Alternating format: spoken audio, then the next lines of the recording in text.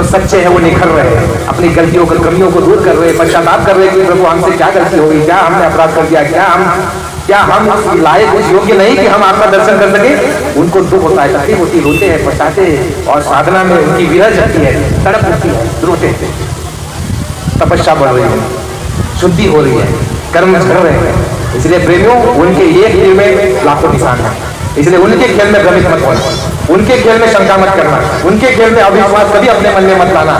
क्या करना?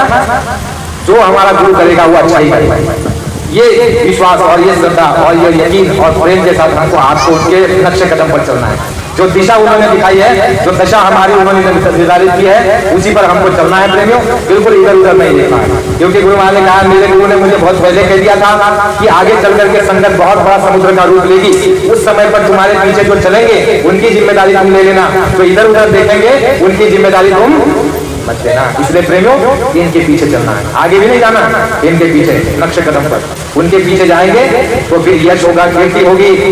और गुरु महाराज ने कहा कि इतिहास में अमर हो जाओगे, स्वर्ण अक्षर में नाम लिखा जाएगा। जो गुरु महाराज ने हमको आपको इन वर्षों में सुनाया, समझाया, सिखाया, अब उसको बचाना है। गुरु ग्रंथ साहब जब गुरु साहब जी जब शरीर छोड़ करके चले गए थे, तो उसके बाद जो है उनका जो है गुरु ग्रंथ साहब को गुरु मानने के लिए कहा था उन्होंने कि इस गुरु ग्रंथ साहब को तुम गुरु मानना, यानी जो गुरु ग्रंथ साहब में लिखा है उस पर तुम चलना।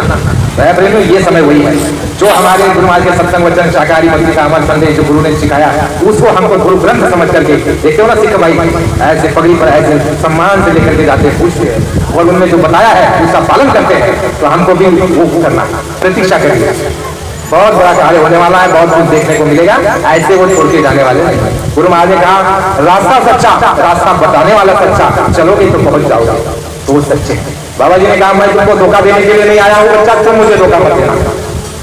लेकिन यदि हम आप इधर उधर जाते हैं तो इसका मतलब हम धोखा दे रहे हैं। इसलिए प्रेमियों, अपने आत्म के चिंतन में हरदम जागरूक रहना है, अपने आत्म के चिंतन में कि हम कहाँ खड़े हैं, हमें क्या करना चाहिए। गुरु ने क्या कहा है, मनमुख और गुरुमुख, मनमुख और गुरुमुख, ये दो कैटेगरी होगी। गुरुमुख, गुरु ने जो कहा है वही मानूंगा, उसी पर चलूंगा, वही करूंगा, चाहे जितनी तकलीफ आपद, चाहे जितना विरोध। जो गुरु ने कहा दिन में चंद्रमा निकला, हाँ गुरु महाराज चंद्रमा निकला है, क्योंकि उसमें भी आपका हित है, क्योंकि गुरु त्रिकालदर्शी है, वो आपका अहित कभी नहीं कर सकते। स्वप्न में भी कभी ऐसा विचार मत करना कि गुरु आपका अहित कर सकते हैं, और स्वप्न में भी गुरु के ऊपर कभी शंका मत करना।